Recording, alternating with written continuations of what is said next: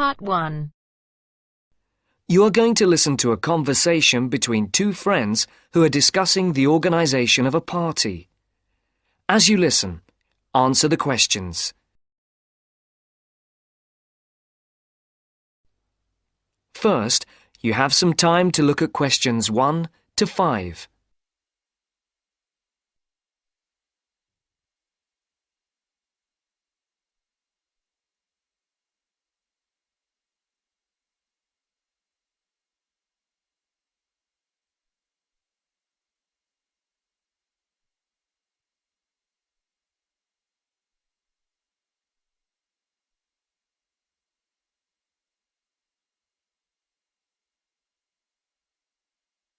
Now the test will begin. You should answer the questions as you listen, because you will not hear the recording a second time. Listen carefully and answer questions 1 to 5. Hi, Matt. Right on time. Have you been waiting long? 5 minutes. The buses were held up on the high street. Otherwise, I would have been early. Yeah, there's something wrong with them today. Yes, I think so. OK, what shall we do? Shall we go and have a coffee? Yeah, that would be nice. There's that place on the corner over there. It does really nice coffee and cakes and things, and at this time it's usually very quiet, so we'll be able to talk. OK, let's go there then. So, when's the party going to be? Well, it has to be at the end of September, before we all leave for university. We've plenty of time then. We don't go for another 5 weeks, do we? Well, we haven't really got that much time, if you think about it. There are only a couple of weeks at the beginning of September when all of us are around. Oh, yes, I forgot. Nazrin, Phil and Nikki and all that lot have gone off on holiday. And I'm away for 2 weeks from tomorrow. So, what does that leave us then? As far as I know, we're all here between the 19th and the 30th of September. Will Sandra be around then? I know that she has a whole string of family birthdays at that time, and she might not be available. Well, let's make a note of that, and we can contact her about it. OK. Shall we settle for the 21st of September then? What day is the 21st? It's a Saturday. Is that OK? That's fine. Before the conversation continues, look at questions 6 to 10.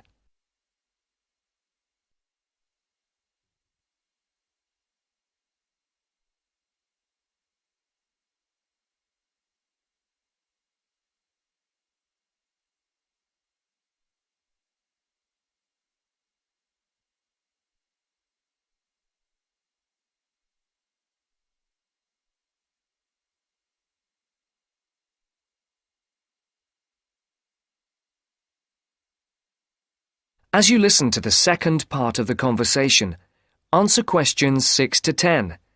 For these questions, there are 3 alternatives, A, B, and C. Decide which alternative is the most suitable answer and circle the correct letter. And now for the tricky bit. Where are we going to hold it? Well, I spoke to Nikki last week and she volunteered her place as they have a huge house and garden. Oh, fantastic. Will her parents be around? Yeah, I think so, but she said they won't mind. Oh, right. Well, my parents wouldn't like it at all. Nor mine. But is it definite? Yes. When I spoke to her, she said it was definitely on. I'll just have to confirm the dates with her. We thought it would be one weekend in September, so I'll just have to make sure that that one is okay. One thing Nikki suggested, we could have a daytime party, as we could be outside if the weather is fine. Oh, wow. How far out does she live? It's not that far. Do you know where West Road crosses the bridge? Yeah. It's the first house on the right, with that huge drive up to the front door. Oh, right. I know exactly where it is. The road is off the A33 and runs north, then over the bridge and first on the right. I know it. Oh, the place is amazing. You know it has a big swimming pool. Does everyone know where she lives? Most of her friends do, but not all. But it doesn't matter, as we can put this map Nikki sent me in with the invitation. How shall we do the invitation? We can do it on the computer. I can scan the map and we'll put it all onto an A4 page. Is this the address? Can I just write the address down? It's 93 West Road, and I'll take the phone number. It's 477130. Right. There's one other thing. Yes? We're all giving £10 towards refreshments and food. There'll probably be a barbecue. Do you think that's enough? Oh, right. Yeah, that's fine. And everyone will have to help tidy up afterwards, including the boys.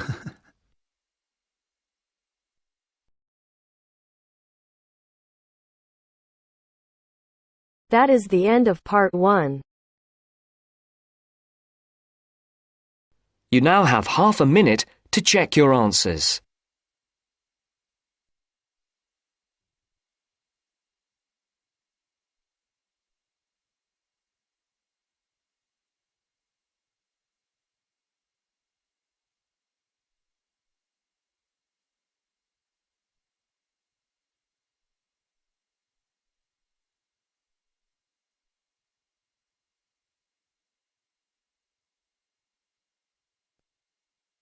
Now turns to part 2. Part 2. You will hear a talk about young people living on their own. Listen carefully and answer questions 11 to 12.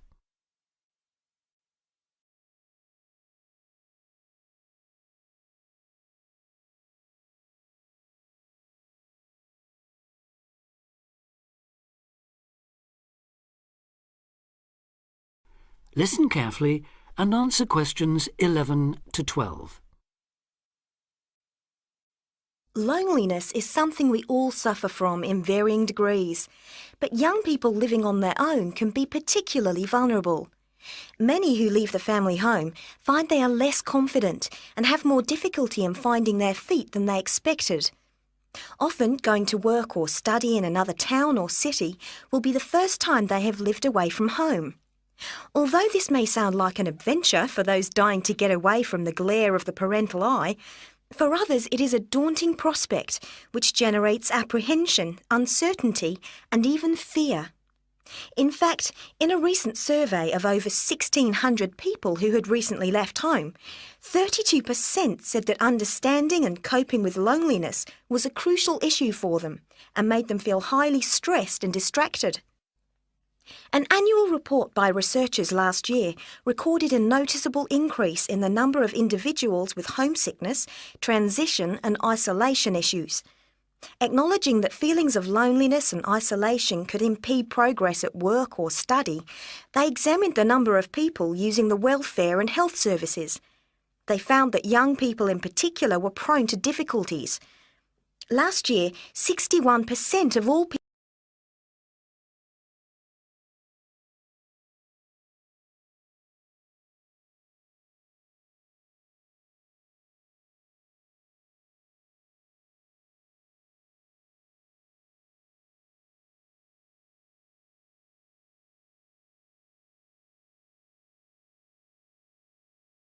Now listen and answer questions 13 to 20.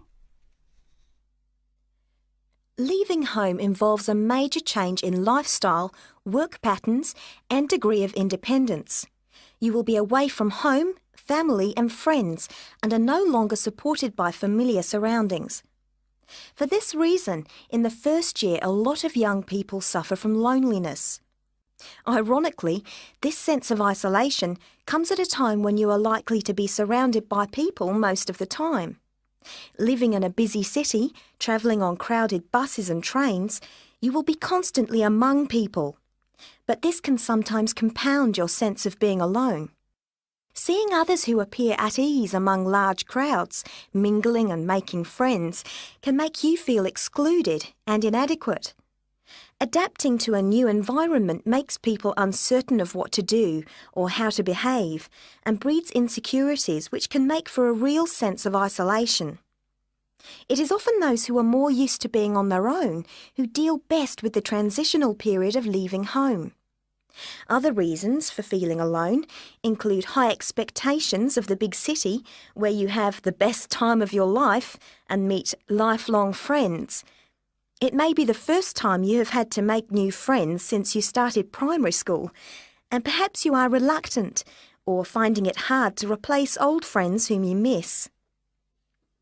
There are also pressures to juggle work and socialising, which may leave you feeling left out. Or it could be that you have a long-distance relationship and feel torn between your new lifestyle and that special person who lives so far away. Because loneliness can leave you with a sense of low self-esteem, where you become self-conscious and feel you have been rejected, it is very difficult to overcome. You may be reluctant to even try and make new friends or take part in social activities, and will also find it difficult to say no to things, leaving you feeling exploited and weak. One of the ways of combating loneliness is to remember that it's not your fault, and that it's something everyone has to deal with, despite appearances. Counsellors advise those feeling lonely to speak to someone they know about their feelings. They also ask them to consider joining groups and societies, and to get involved in activities which interest them as a way of meeting more people.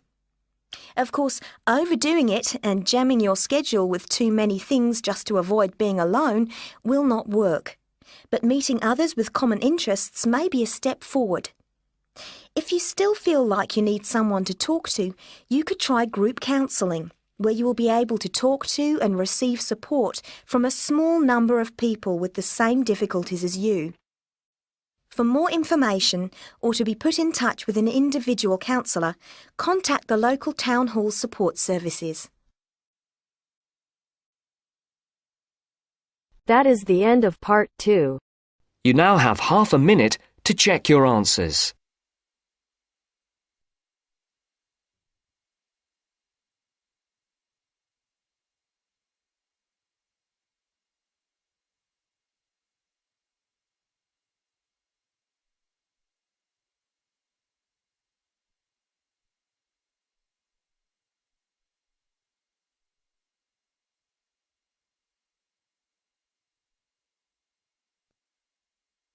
Now turns to part 3. Part 3. I have with me today Matthew East, a registered osteopath and a supporter of alternative techniques in healthcare. Matthew, can you tell us more about osteopathy? First, you have some time to look at questions 21 to 26.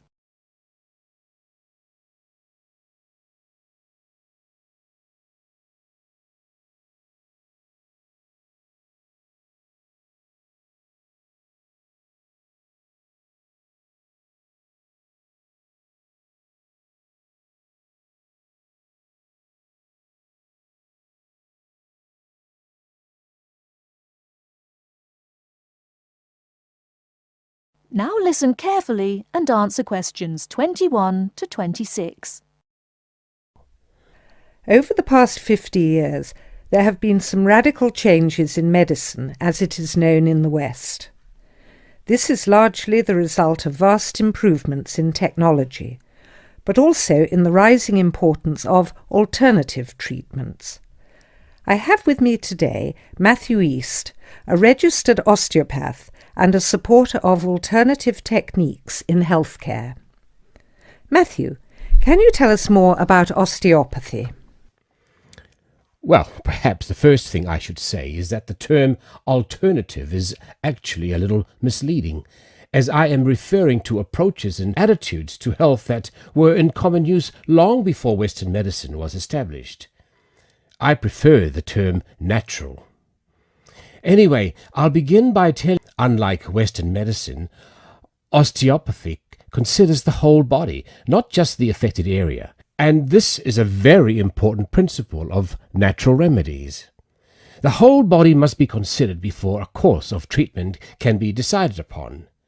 You see, the aim of therapies like osteopathy is not only to repair the body, but also to get the body treating itself. And this does not come from treating the symptoms. To give an example, I recently treated a 2-month-old baby who was screaming all day and was even worse at night. The couple had taken the baby to their doctor, but the only advice they were given was that the baby would grow out of it. However, the real problem stemmed from a difficult birth, which put pressure on the baby's neck. After 10 minutes of gentle manipulation, the pressure was released, and within 20 minutes the baby was quiet and calm for the first time. This was achieved without drugs or operations. Avoiding such invasive methods of treatment highlights another of the differences between Western medicine and a more natural approach. You see, Western medicine often uses surgery in order to find a solution to problems that could have been addressed with simple remedies. A medical approach that looks closely at how essential an operation is before it is performed would offer patients a considerably less stressful method of treatment, not to mention the financial savings. Natural remedies actually amount to about 10% of the cost of a Western course of treatment. Before you hear the rest of the talk, you have some time to look at questions 27 to 30.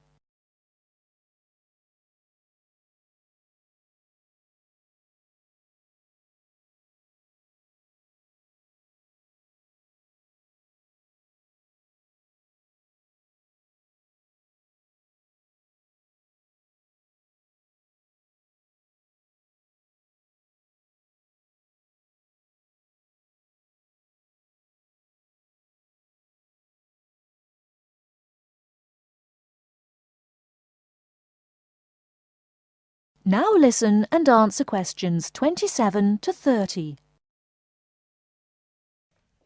I'd like to mention the subject of surgery again a little later, but I would like to say at this point that there are those that claim that the benefits of osteopathy and herbal therapies are largely psychological, that they have not undergone the clinical trials that pharmaceuticals have.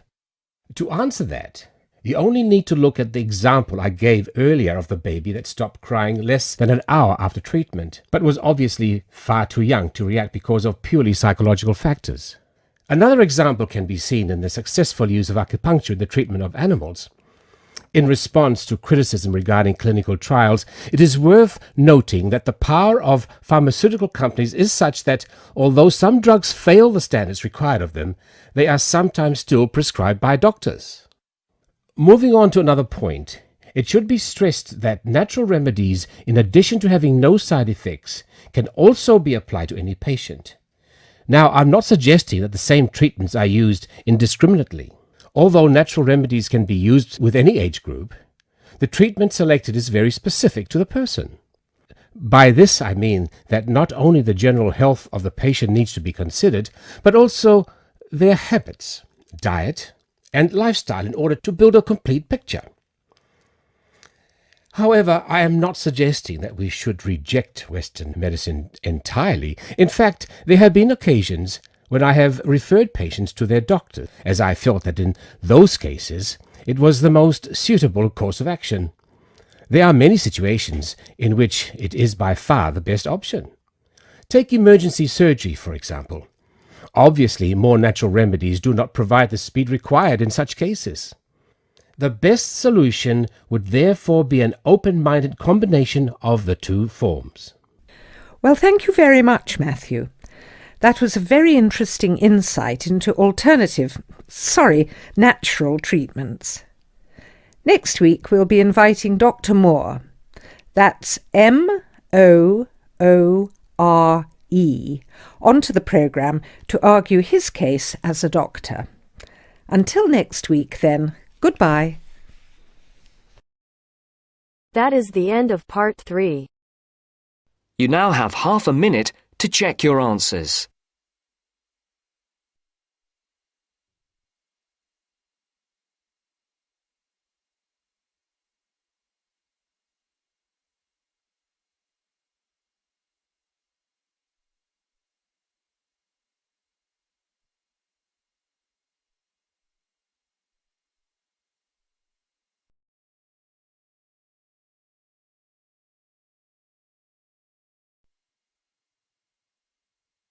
Now turns to part 4. Part 4. You will hear part of a talk on cat breeds. First, you have some time to look at questions 31 to 40.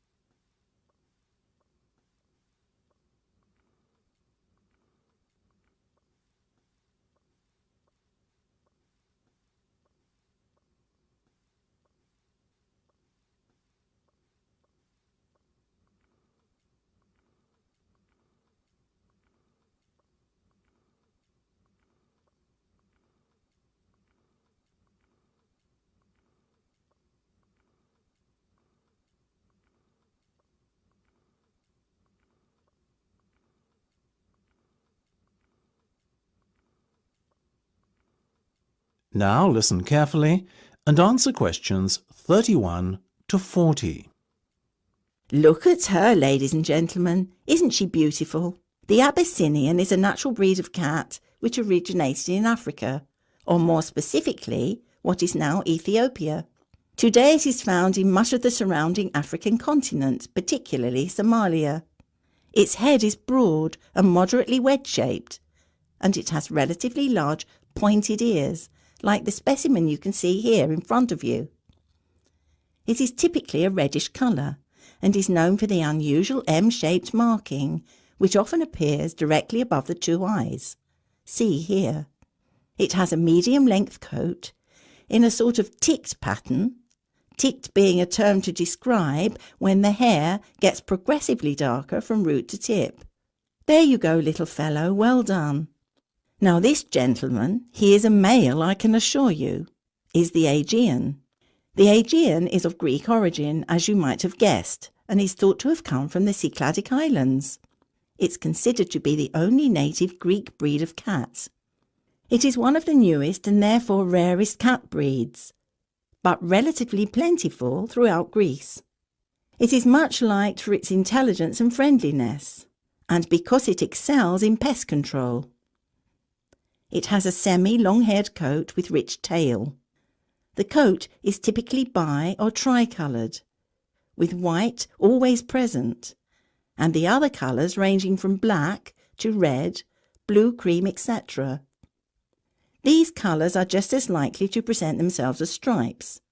This little guy, as you can see, has beautiful reddish-blue stripes running through a pale coat. The head is medium-sized and quite round. The ears have a wide base, rounded tips, and are covered by hairs. Now the Australian. Australians are still mainly confined to distribution in their homeland. Obviously Australia, though a number of catteries in the UK have started to breed them too. Look at those expressive eyes. The cat is a fine example of the breed, medium-sized and short-haired. Notice also the large round head. This breed is much loved for its tolerance of children, and because it is very rarely inclined to scratch. Its coat is typically spotted, or, as in the case of this little fellow, classic tabby style. Last but not least, we have the bobtail, another relatively new breed, like the Aegean and Australian. The bobtail first appeared in the 1960s in the United States, the only country in which it has a significant distribution, and is most notable for its stubby, bobbed tail, which is only something like 1/3 to 1/2 the length of a normal cat's tail. It is a very sturdy breed, with rather shaggy and dense fur. Bobtails can have any colour fur, and often have the appearance of a tabby. Unlike the other breeds we have discussed, the bobtail is not natural. It is said to be a result of the crossbreeding of a domestic tabby cat and a bobcat.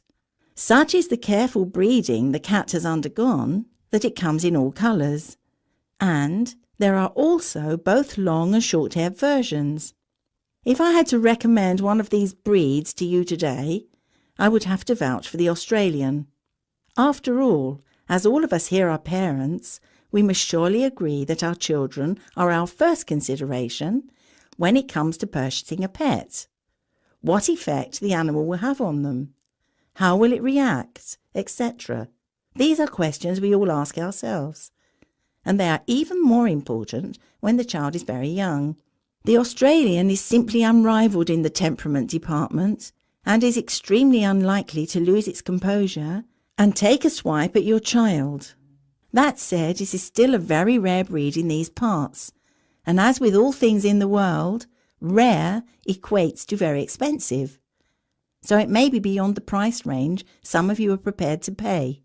Surprisingly perhaps, though the bobtail is part lynx or bobcat, as they say in the States, it doesn't appear to have inherited any of the wildcat's aggressiveness, and therefore it makes an excellent second best as a pet you can allow to be around children. It is also considerably less expensive. The other two breeds we have talked about both make excellent house pets. However, hand on heart, I could not endorse either as a pet to have around young children. In my view, the child's safety is not something to gamble with. So, if you can afford the extra few quid to lay out for a bobtail, or better still, an Australian, do so. You won't regret it.